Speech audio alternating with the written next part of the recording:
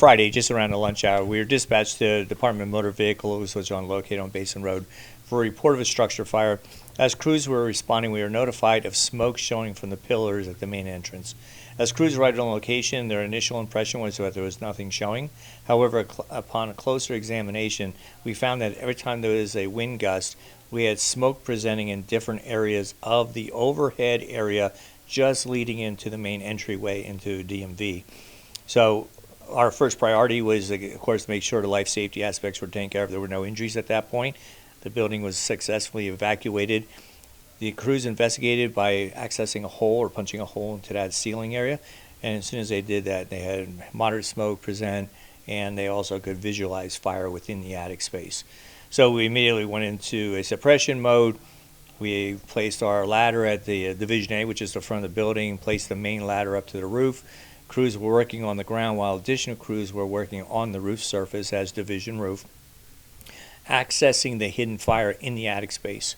So as they were doing that, we also noticed that the fire was trying to extend down the length of the building via the parapet located on the front side of the building.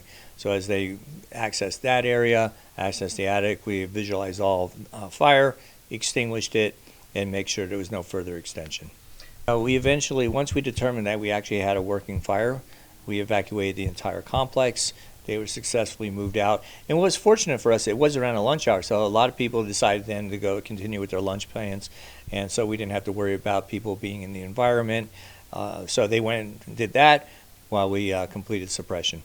Right now, because it's state occupied, that building, the Deputy State Fire Marshal from Las Vegas, the sergeant, arrived. He's conducting the investigation, but every impression right now is less than intentional. It's an accidental fire, most likely related to a breakdown of some wiring.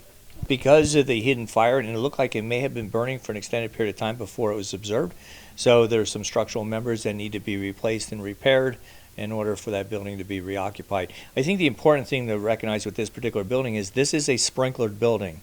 However, the fire was above the sprinkler system, so the sprinkler system never activated. And therefore, so us feeding the FDC, which is the Fire Department connection, was a moot point in this particular instance because the sprinkler wasn't activated.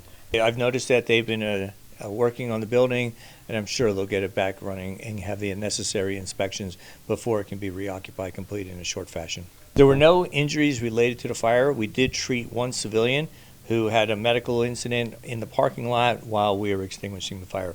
That person opted not to be transported.